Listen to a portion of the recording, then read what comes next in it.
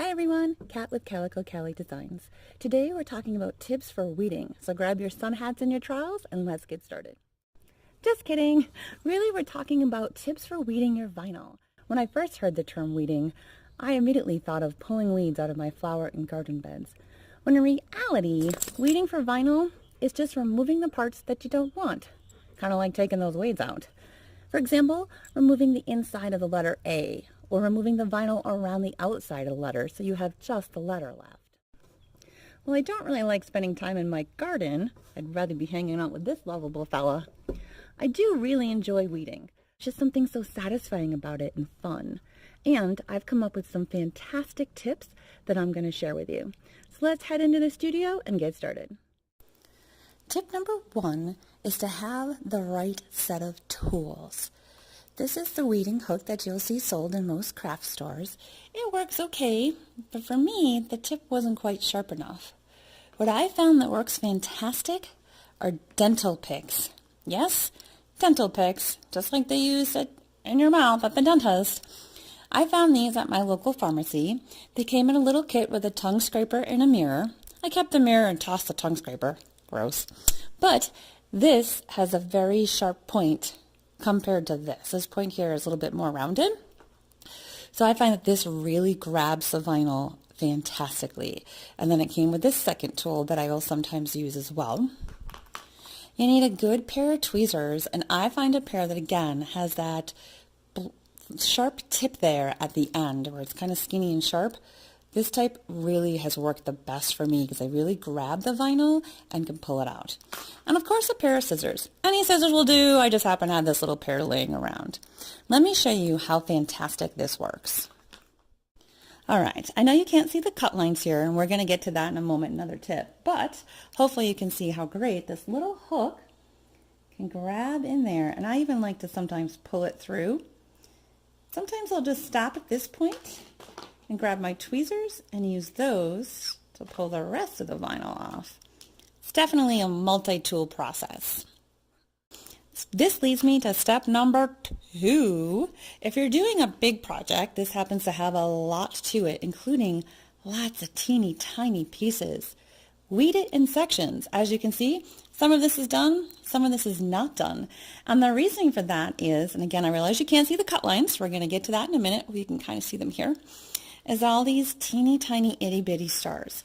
If I was to just grab this vinyl and pull it off, then I'm going to lose a lot of those stars. In fact, you can see I've lost a couple already, even doing it nice and carefully. So what I like to do is go in sections.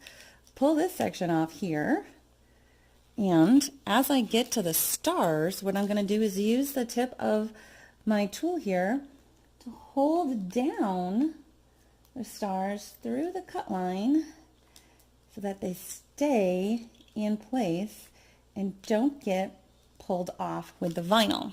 Okay, so I'll kind of do that as I go along, and when I get too much loose vinyl hanging around that's in the way, I'll just use my scissors and cut it back. By cutting that extra vinyl away, it's not hanging there. You're not going to accidentally peel on it and pull up parts that you didn't want to remove at this point. So work in sections. That's tip number 2. Tip number 3 is to add a weeding box around your design in your software. So I'm in Canvas Workspace here, and I'm literally just going to grab a box and add it right around my name. So I'll just grab this square, and then I will adjust the size so that it fits perfectly. And what this is going to do is create a cut line all the way around. Before I send this to my Scan and Cut, I will group it together. And of course I will mirror it since I'm doing heat transfer vinyl, but if I wasn't, I would not mirror it. So what the machine is going to do is cut this line and of course cut the letters for my name, which is going to give me a great starting point for peeling that vinyl away, which I'll show you next. So tip number 3 is to draw that weeding box. Our last tip, tip number 4, is how to make seeing these cut lines easier. If you would just look at this, it looks like there's just a plain old piece of vinyl. But in reality, you can see here I've cut out my name with that weeding line around it. So what are some ways to make this easier? A light box is number one. Those are very expensive. So here's two other ways you can see the lines easier without using an expensive light box. The first way is you could simply hold it up to a window. You could use painter's tape to keep it in place, grab your weeding tools, and stand here and weed. You can definitely see the cut lines this way. Might be a little awkward standing and weeding, but it could definitely be done, like I said, especially if you use painter's tape to hold this in place while you were working. Another way to make seeing the cut lines easier, make your own light box. Ta-da! I made this one for less than $10. Here's how I did it. This is literally a cardboard box that the dog food came in. And what I'm going to do is place flashlights in it. These are LED flashlights. This one you'll see I had to use painter's tape to hold it in place. But these other ones will stand right up. Of course, I could use painter's tape if need be. We're going to turn on all the lights. We'll turn on the lights, and then I bought this piece of Plexon, it's kind of like plexiglass, from my local hardware store, and it's going to sit right on top. Now, I did buy clear because I wanted the most light to shine through. And what I have found is when I'm working on a smaller project like this, it kind of hurts my eyes staring at the light. So in retrospect, I probably would have bought the frosted one. And if I was doing it again, I would buy the frosted one. So the fix for that, just in case your store only sells clear, is I've actually just been putting a piece of parchment paper down. That kind of dulls this a little bit so it doesn't hurt my eyes as much. Let me show you how great this works. Now, this makes it so much easier to see the cut lines. As I said, this cost me less than $10 because all I had to pay for was that little sheet of Lexan plexiglass type. I had the box and I had all the LED flashlights at home already, but most hardware stores also sell LED flashlights. Either way, it's going to be a lot less than the expensive light boxes that you can see in the market. So let me just show you really quickly how this weeding box makes it easier.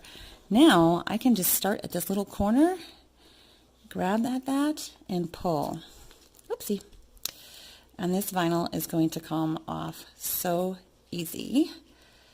We'll just grab that there. Pull this right off. Now that I can see the cut lines, I can see where the middle of the A is. So I'll grab that. And then lastly, the fun part is just going to be removing that outer border.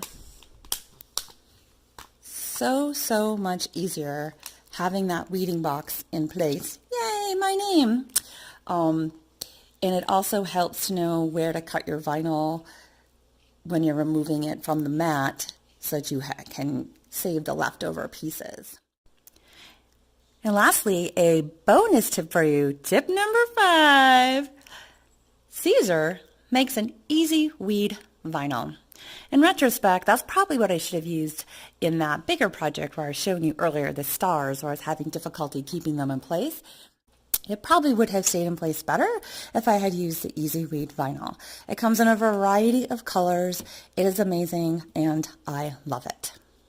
So there you go. That's all of our tips to make weeding your vinyl so much easier. Be sure to subscribe to our YouTube page and like us on Facebook and Instagram. Visit our website for SVG files, embroidery files, nail decals, and more. Thanks for stopping by.